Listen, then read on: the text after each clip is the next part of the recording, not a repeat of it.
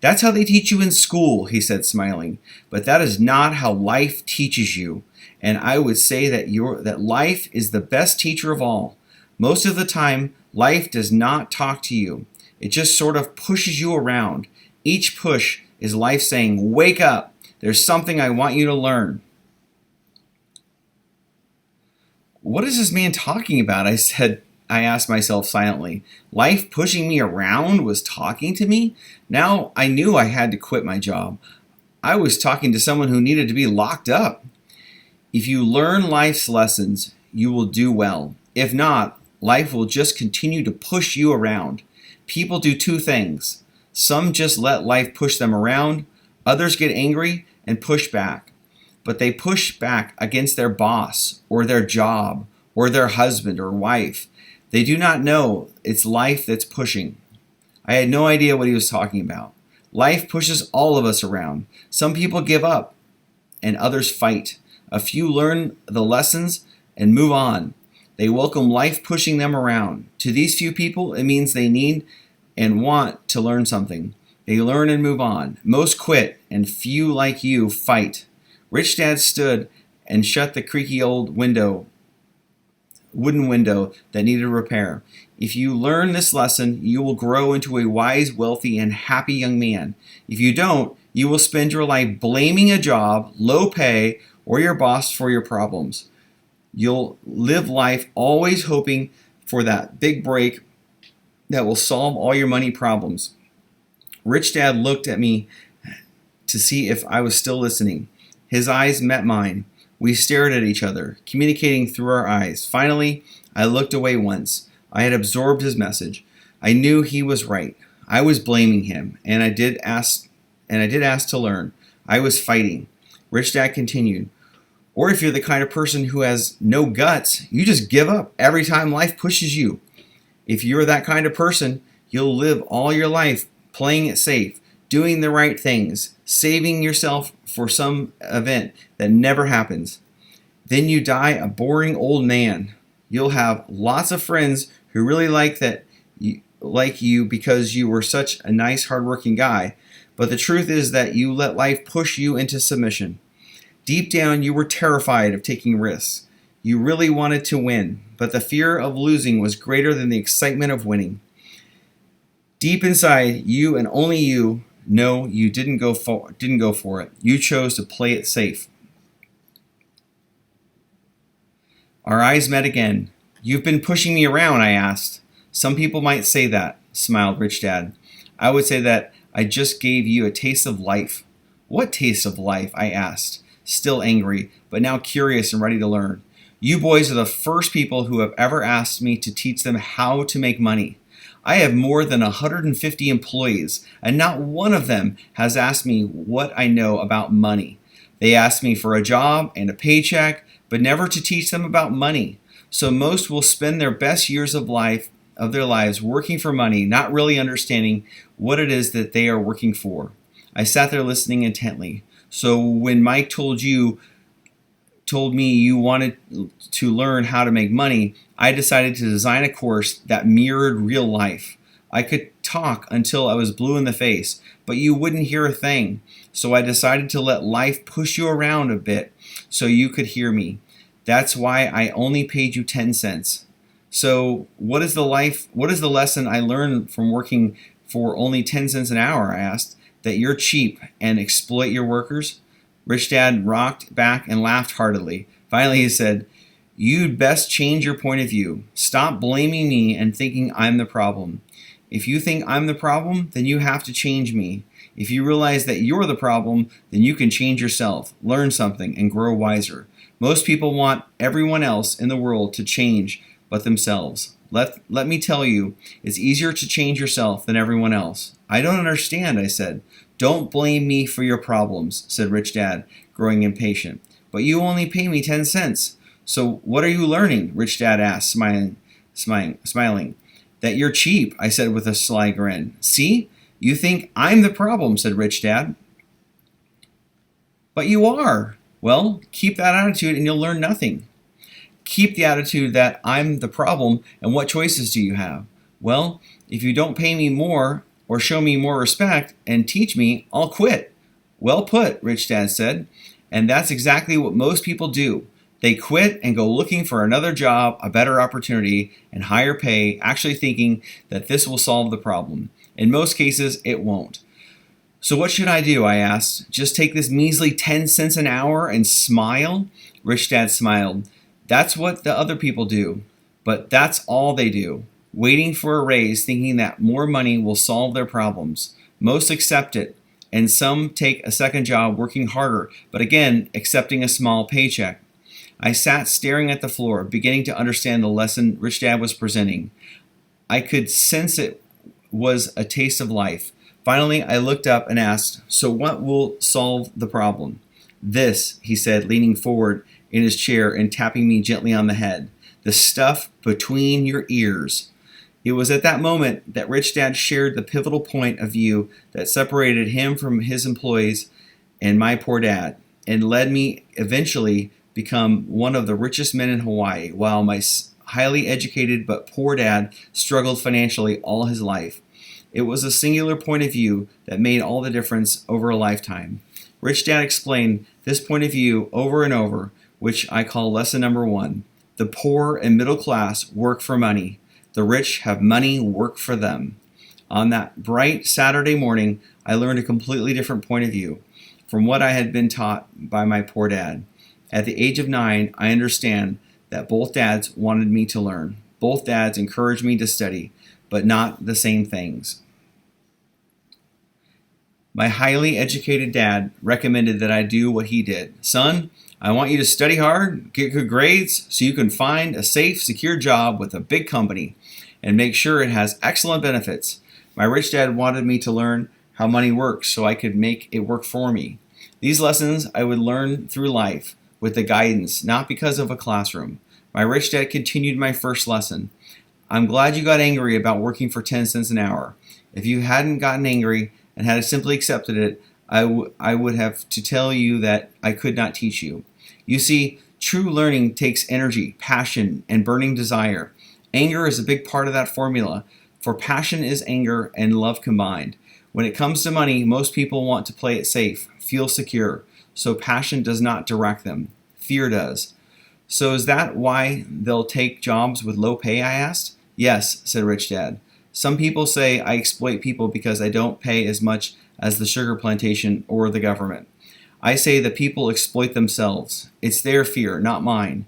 But don't you feel you should pay them more? I asked. I don't have to. And besides, more money will not solve their problems. Just look at your dad. He makes a lot of money, and he still can't pay his bills. Most people, given more money, only get into more debt. So that's why the 10 cents an hour, I said, smiling. It's a part of the lesson. That's right, Rich Dad said, smiled Rich Dad. You see, your dad went to school and got an excellent education, so he could get a high-paying job. But he still has money problems because he never learned anything about money in school. On top of that, he believes in working for money. And you don't? I asked. No, not really, said Rich Dad. If you want to learn to work for money, then stay in school. That is a great place to learn to do that. But if you want to learn how to have money work for you, then I will teach you that. But only if you want to learn. Wouldn't everyone want to learn that? I asked. No, said Rich Dad. Simply because it's easier to learn to work for money, especially if fear is your primary emotion when the subject of money is discussed. I don't understand, I said with a frown. Don't worry about that for now. Just know that it's fear that keeps most people working at a job. The fear of not paying their bills, the fear of being fired, the fear of not having enough money, and the fear of starting over.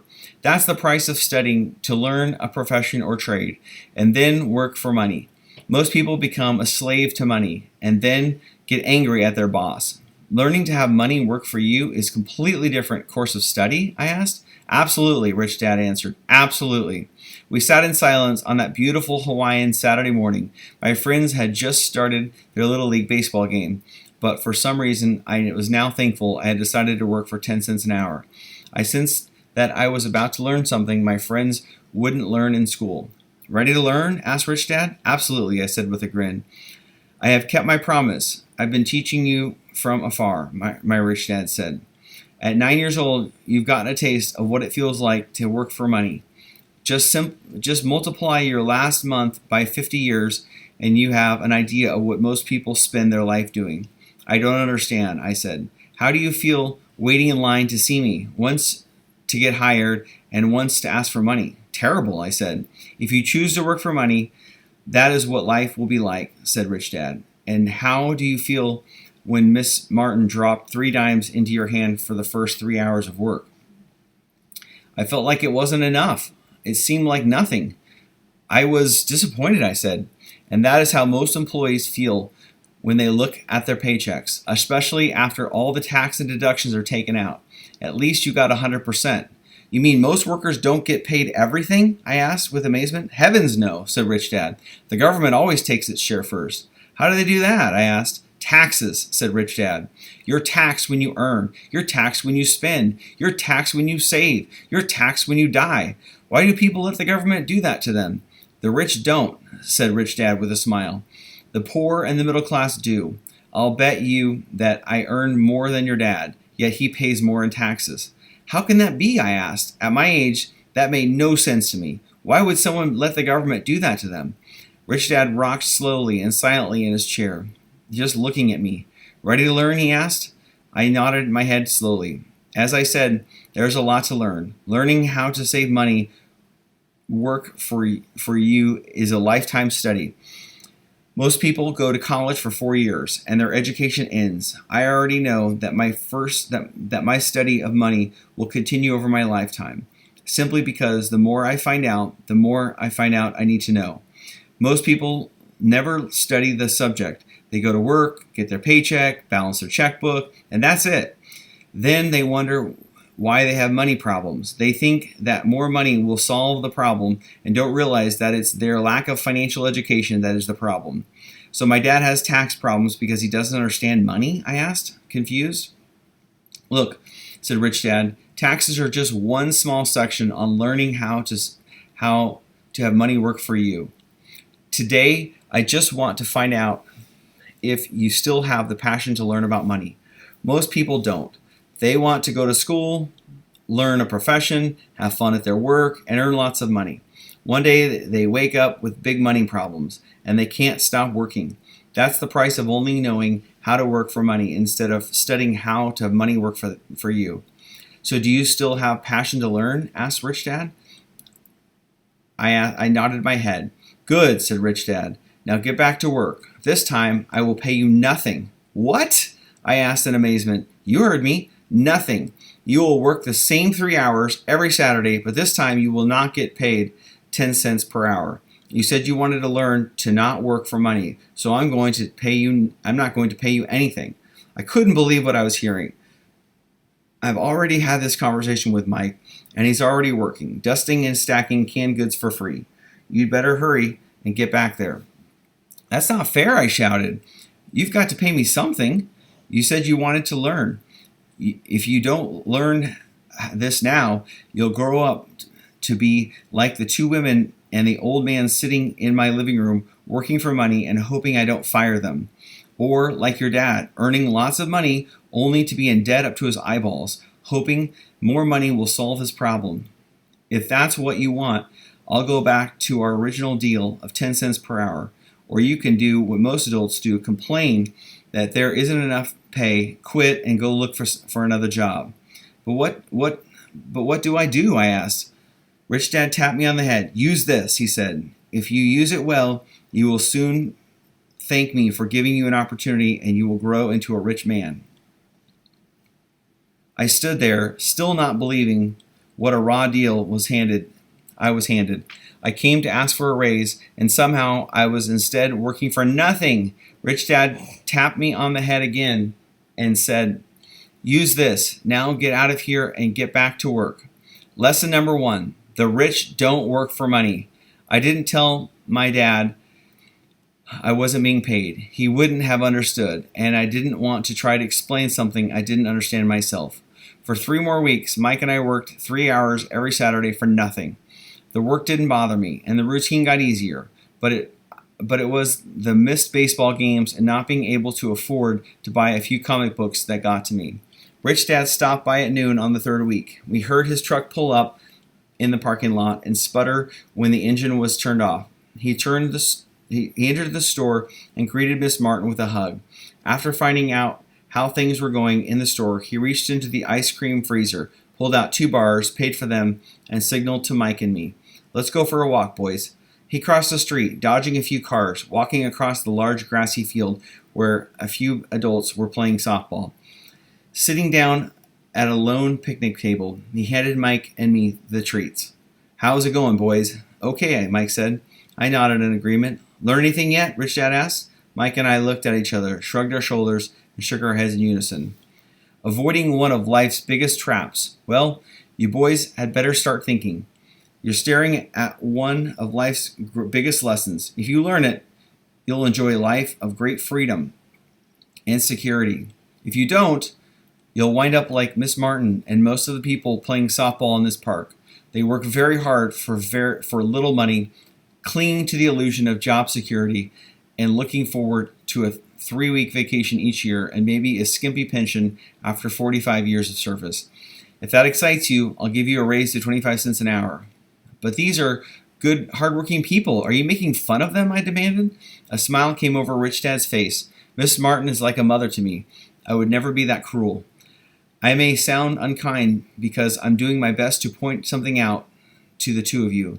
I want to expand your point of view so that you can see something most people have never have the benefit of seeing because their vision is too narrow. Most people never see the trap they are in." Mike and I sat there, uncertain of his message. He sounded cruel, yet we could sense he was trying to drive home a point.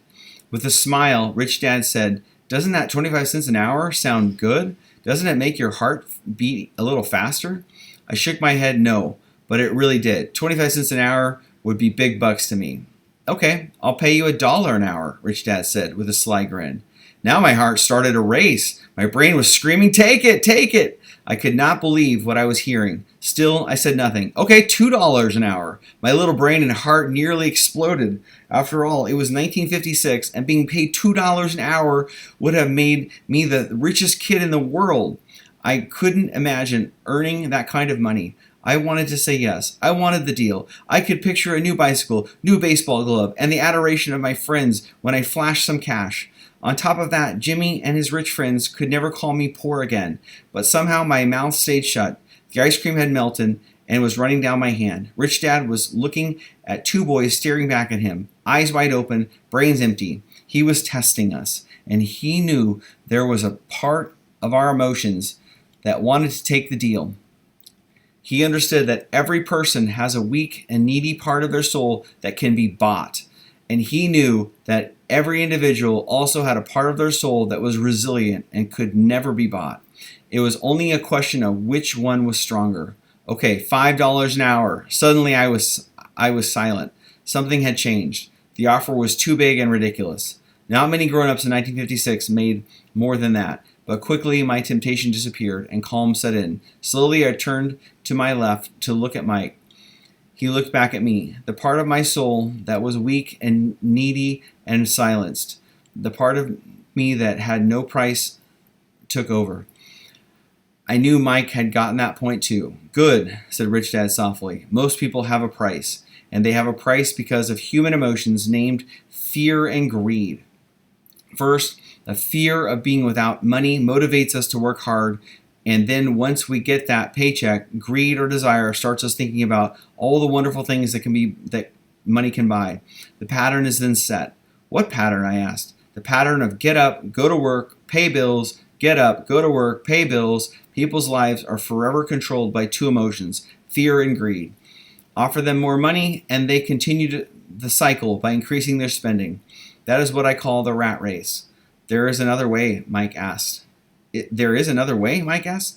"Yes," said Rich Dad slowly, "but only a few people find it." "And what is that way?" Mike asked. "That's what I hope you boys will learn as you work and study with me. That is why I took away all forms of pay." "Any hints?" Mike asked. "We're kind of tired of working hard, especially for nothing." "Well, the first step is telling the truth," said Rich Dad. We haven't been lying, I said. I did not say you were lying. I said to tell the truth, Rich Dad retorted. The truth about what? I asked. How you're feeling, Rich Dad said. You don't have to say it to anyone else. Just admit it to yourself. You mean that people in this park, people who work for you, Miss Martin, they don't do that? I asked. I doubt it, said Rich Dad. Instead, they feel the fear of not having money. They don't confront it logically. They react emotionally instead of using their heads, Rich Dad said. Then they got a few bucks in their hands, and again, emotions of joy, desire, and greed take over. And again, they react instead of think. So their emotions control their brain, Mike said. That's correct, said Rich Dad. Instead of admitting the truth about how they feel, they react to their feelings and fail to think. They feel the fear, so they go to work, hoping that money will soothe the fear, but it doesn't. It continues to haunt them, and they return to work, hoping again that money will calm their fears, and again it doesn't. Fear keeps them in this trap of working, earning money, hoping the fear will go away. But every day they get up, and that old fear wakes up with them. For millions of people, that old fear keeps them awake all night, causing a night of turmoil and worry.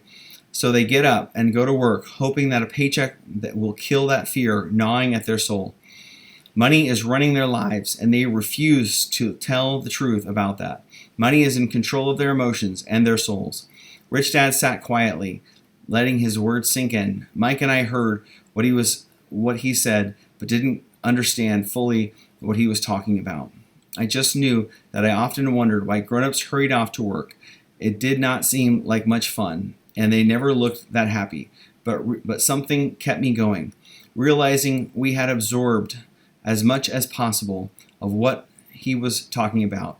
Rich Dad said, I want you boys to avoid that trap. That is really what I want to teach you, not just to be rich, because being rich does not solve the problem.